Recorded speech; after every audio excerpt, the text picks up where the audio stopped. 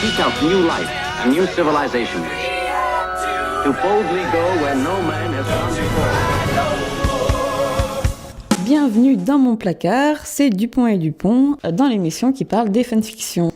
Je suis avec Saturne, bonjour Saturne. Bonjour Dupont. Bonjour Cloud Factory. Bonjour Dupont. Et Améthys, bonjour. Bonjour Dupont. Aujourd'hui, on va parler des Maritsu. Donc déjà, qu'est-ce qu'une Maritsu ? Une Maritsu, c'est un personnage, un original caractère, qui est tout simplement parfaite. Que ce soit d'un point de vue physique, souvent, elle va être belle, mais aussi elle va avoir une particularité un peu comme des yeux violets. Elle va avoir des pouvoirs magiques, elle va être intelligente, elle va être mystérieuse, elle va souvent interagir avec l'un des personnages principaux. Souvent, elle va lui taper dans l'œil, etc., etc. À la base, en fait, c'est un mot qui a été inventé dans les années 70 sur une parodie de fanfiction Star Trek, pour justement en fait se moquer de ce personnage parfait. Donc c'est vraiment c'est pas très gentil le mot Maritsu à la base. Ça l'est toujours pas. Hein. Oui, voilà, j'aime bien le à la base. Non, ça n'a pas changé. Est-ce que vous avez déjà écrit des Maritsu ? Non. Alors, non, attendez, je vais défendre ma cause. En fait, dans mes premières fanfics, c'est-à-dire celle de Harry Potter et de D.N. Angel, j'avais un personnage féminin qui correspond aux caractéristiques d'une Maritsu, dans le sens où elle avait un lien familial avec un des personnages principaux. Mais elle servait en fait à aider le personnage à être casé avec l'autre. D'accord. Donc en fait, j'estime pas que c'est des Maritsu, mais d'un côté si, parce que c'est des... Parce qu'elle était parfaite. Je dirais pas parfaite, je dirais qu'elles étaient l'une comme l'autre trop peut-être mises en valeur, mais enfin elles s'effaçaient pour les héros, mais on sentait qu'elles avaient quand même de l'importance dans l'histoire et aussi que sans elles, en fait, les choses avanceraient pas. C'est quelque chose qu'aujourd'hui, en y repensant, j'aime pas, mais voilà, ça faisait partie de mes histoires et bon, je reste quand même fière de pas les avoir foutus en couple avec justement des personnages comme on peut aujourd'hui le reprocher aux Maritsu. C'était pas des personnages qui étaient faits pour être avec quelqu'un, c'était des personnages qui étaient faits pour supporter un couple. D'accord. T'en as écrit la Factory ? Oui. Oui, Dans vas-y. ma toute première, quand j'étais ado, dans ma toute première histoire originale, mon héroïne, forcément, passé tragique, les yeux verrons, transportée dans un autre univers, elle allait être l'élue, enfin bref, elle allait sauver le monde, ouais. L'histoire Mais que jamais c'était une finie. histoire originale. Voilà, c'était une histoire originale. C'est le même processus. je trouve. Non, je dirais que dans ce cas, pour moi, ça tourne plus autour du cliché dans ce cas-là. Enfin, je veux dire, regarde Harry Potter, Harry, dans ce cas-là, c'est un guérissou. Hein. Enfin, je veux dire, personnage tragique, il a perdu ses parents. Mais il est tragique, mais il a quand même des défauts qui compensent. C'est le survivant, oui. Il n'est pas très fut-fut, il n'est pas présenté comme étant super beau. Non, mais il faut savoir qu'avec le terme Maritsu, par exemple, on a qualifié Rey du nouveau Star Wars de Maritsu. Donc c'est un terme qui vient de la fanfiction. Alors que pourtant, c'en est pas une. Enfin, certes, elle apprend C'en trop est une ou vite, que c'en est certes. que c'en est pas une ou que c'en est une, ça n'empêche pas que oui, ça veut dire que le terme s'est déplacé et qu'aujourd'hui, ça concerne même des personnages qui fonctionnent dans leur propre univers. Enfin, pour moi, à la base, une Maritsu, c'est plus justement ce qu'on reproche à la Maritsu, c'est que clairement, on sent que c'est l'auteur qui est dans son histoire, quoi. C'est une sorte de version idéalisée de l'auteur qui se projette voilà, dans l'histoire. La fille qui s'est dit j'ai envie, moi si j'étais parfaite, tout ça, et je voudrais sortir avec lui, je voudrais faire plein de trucs si j'étais dans cet univers, et du coup tu transposes sous la forme d'un personnage. Je suis pas d'accord, Cloud Factory. Non, pour moi c'est valable dans... Enfin, pour moi, la Maritsu, c'est un personnage littéraire, pas spécifiquement à la fanfiction. Mais dans la fanfiction, ça correspond quand même. Oui, mais dans la fiction originale aussi. Parce que ça peut être ta projection dans une histoire que tu t'es rêvé. Comme je l'avais déjà dit quand on avait parlé de... Après, avec Maritsu, c'est ces termes de fanfiction à la base. D'œuvre originale. Dans une œuvre originale, tu mets forcément une partie de toi. Dans une fanfiction, tu as un peu un devoir de mais rester... t'es pas une Maritsu. Enfin, c'est pas parce que tu mets une partie de toi que le personnage est Maritsu. Mais tu veux te voir comme quelqu'un de parfait. Non, parce que moi, dans mes œuvres originales, c'est beaucoup de personnages masculins. j'ai très peu de personnages féminins principaux, donc du coup, je m'y mets toi dans un personnage masculin. Je peux en mettre, mais disons pas de la même façon. Non, je vois ce que tu veux dire, mais le terme de Marissou à la base vient quand même de la fanfiction. Oui.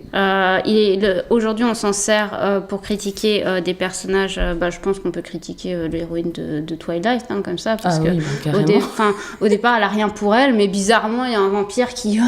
Mais il faut savoir que Twilight vient d'une fanfiction, donc aujourd'hui, je lis pas beaucoup d'œuvres originales. Je lis beaucoup de fanfiction, donc je saurais pas trop dire, mais pour en revenir à Rey, je vois pas en quoi elle est parfaite. Bon, certes, elle a pas de famille, on va repartir. Elle apprend trop vite certaines choses, mais dans ce cas-là, on peut dire la même chose de Finn qui, hop, sabre laser. Et c'est exactement en fait un peu le problème, parce que du coup j'ai le nouveau Star Wars, il n'y a que des Marissou et des Garissou. C'est le meilleur pilote. Luke Skywalker. Ray, excuse-moi. Oui, mais en fait, ça fait partie de l'univers de Star Wars. Après, je dirais que c'est plus une facilité scénaristique que vraiment l'insertion d'une Marissou, d'un Garissou. Dans tous les films, si tu remarques, moi j'ai regardé beaucoup de films d'action quand j'étais gamine, des années 80-90. Le personnage principal, masculin pour le coup. Donc tu prends James Bond. James Bond, tu prends les Stallone, tu prends, excuse-moi, mais c'est tous des gens trop forts qui sont peut-être au début pas très. En fait, justement, il y a un élément perturbateur qui fait qu'ils tombent, ils chutent et ils doivent se relever. Voilà, et ils sauvent tout le monde. Mais techniquement, voilà, à chaque fois, ils sont des purs badass et ils sauvent la situation et voilà. Mais c'est aussi le but. Et du coup, pourquoi est-ce que dans l'univers de la fanfiction, les Maritsou cristallisent autant les haines ? Voilà. À cause de l'auto-insertion, je pense. J'ai trouvé une définition sur Urban Dictionary que j'ai trouvée super intéressante par Urma Masson. Et donc je la traduis parce que c'était en anglais. Donc elle dit Marissou est un terme sexiste qui renforce l'idée que les femmes ne devraient pas être autorisées à écrire quoi que ce soit ressemblant à l'expression d'un fantasme. Et donc et là en fait elle pointe que le fait que dans Urban Dictionary la définition d'Garitsu, donc qui serait du coup l'équivalent, c'est un Maritsou, c'est une Maritsou mâle.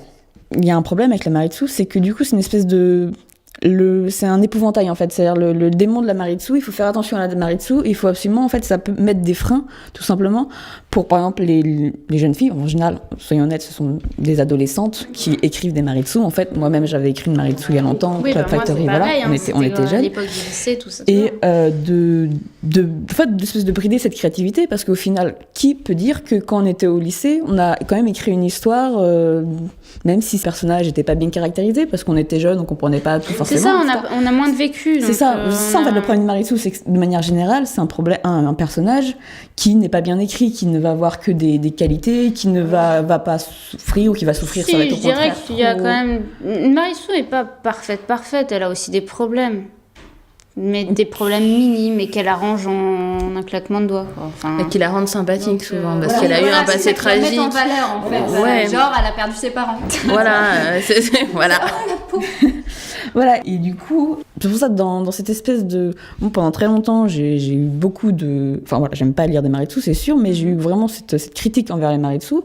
Et au final, peut-être de prendre un pas de recul et dire, bon, bah ok, il y en a, ça existe, vous n'avez pas envie d'en lire, mais de pas forcément le pointer du doigt en disant, ah, c'est affreux et tout, parce qu'en fait...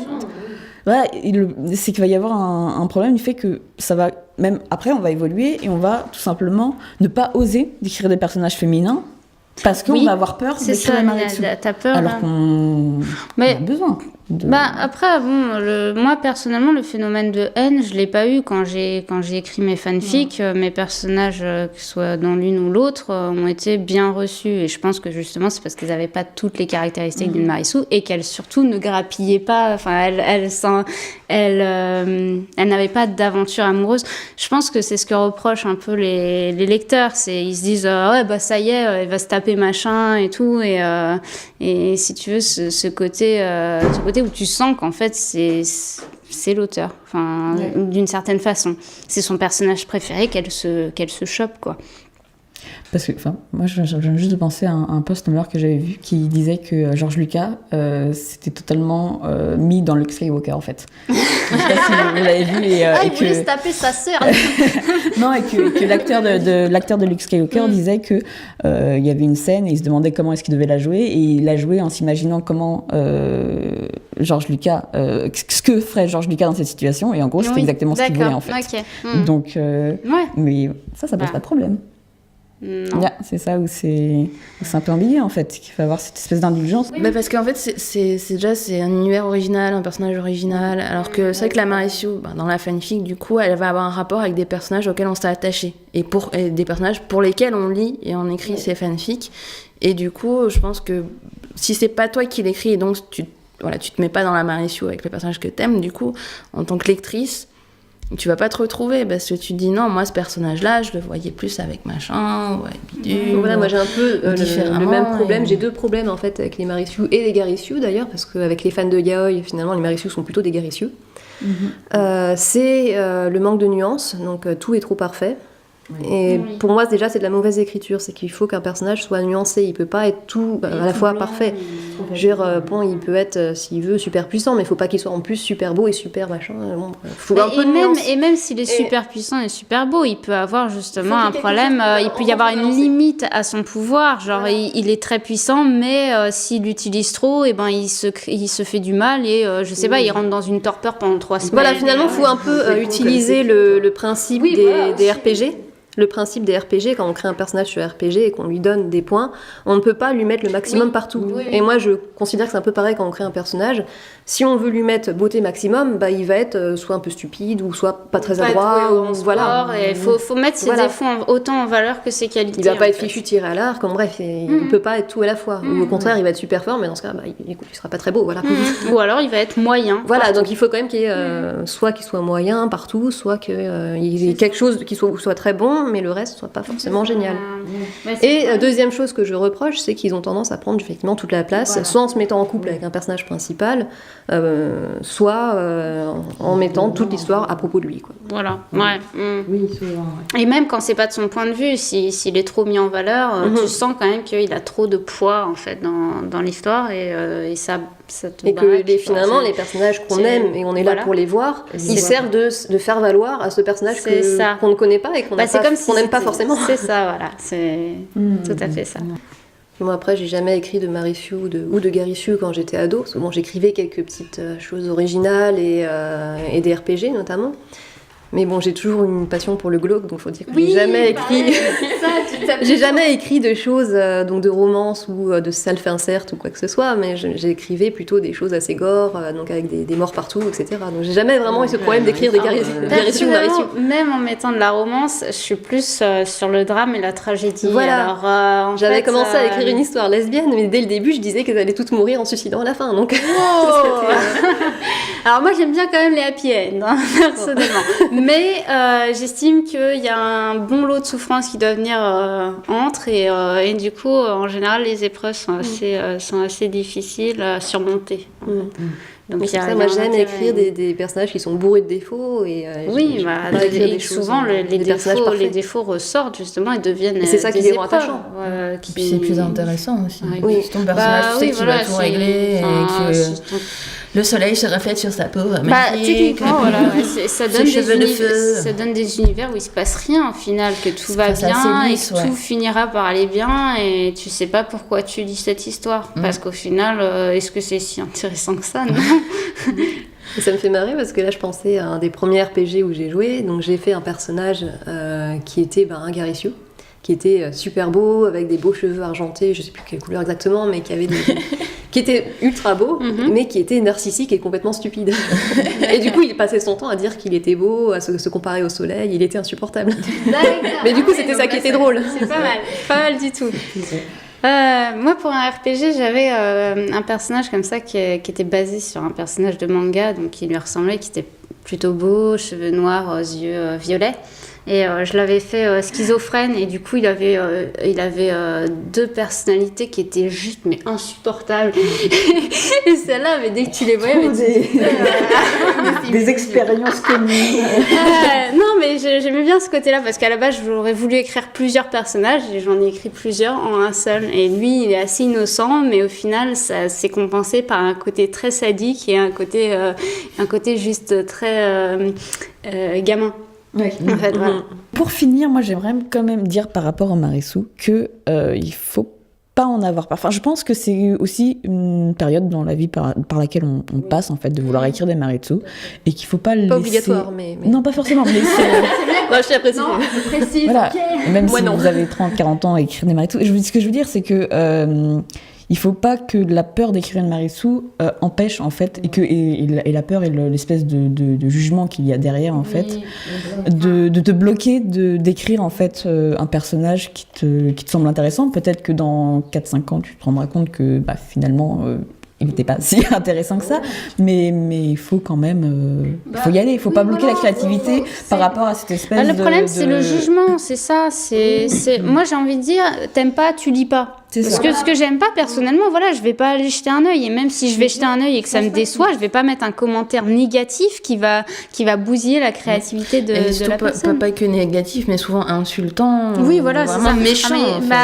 Le problème, c'est le monde dans lequel on vit aujourd'hui, avec Internet, l'anonymat, les gens n'hésitent plus. Même sur les fanfictions Marissou, il n'y a pas forcément sans qu'il y ait forcément des commentaires négatifs par rapport à ça. Il va y avoir une ambiance générale dans l'univers des fandoms qui va ridiculiser les Marissou. Et même par rapport à ça, je trouve que c'est bien d'apporter un peu de bienveillance, en fait, par rapport à ces personnages, même si on n'aime pas en lire, d'accepter juste que voilà. J'irai pas dire des choses négatives. Après, moi, je vais pas aller dire des choses positives sur les Marissou. Je les aime pas. Je vais pas aller encourager les gens à en écrire. Mais après, c'est vrai que je ne vais pas non plus les diaboliser. Voilà, on va dire. Je vais pas les mettre sur un pic et les brûler. Ouais. De toute façon, écrire, ça doit rester un plaisir. Donc moi, je trouve ça très positif que des ados écrivent. C'est ça.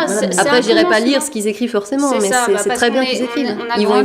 On a grandi, nous, et que le style adolescent n'est pas forcément un style qu'on a envie de lire parce qu'il est trop pauvre encore.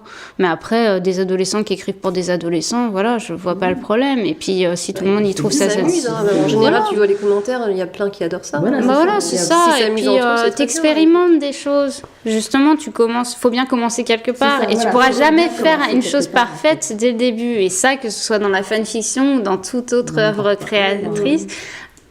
D'ailleurs, j'ai assez souvent des lecteurs qui me disent qu'ils pourront jamais écrire aussi bien que moi, ils ont tendance à se rabaisser un peu, dire qu'ils osent pas écrire parce qu'ils peuvent pas écrire aussi bien que moi. Je pensais bientôt mettre un post sur Tumblr pour montrer ma première intervention dans un RPG sur forum.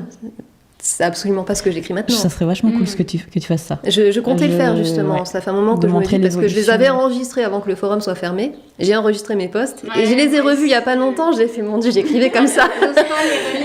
Et j'avais 18 ans, 17-18 ans à peu près. C'est quand même plus âgé que les personnages, enfin les lecteurs qui te disent qu'ils sont. Voilà, il y en a qui ont 14 ans et qui me disent je pourrais jamais écrire comme ça. Mais si, il faut se lancer. Si tu peux, faut commencer.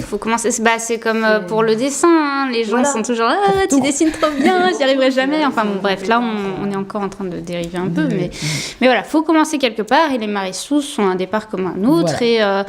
Et voilà. Surtout, c'est une question de goût, quoi. Merci à toutes. Merci à Irène Bose qui m'a aidé à préparer ce podcast. Merci à mon papa qui fait le son. Et puis on se retrouve très bientôt pour le prochain podcast qui sera cette fois-ci sur les bêta readers. Salut! Bye bye! Vous pouvez vous abonner. Twitter, Facebook, Tumblr.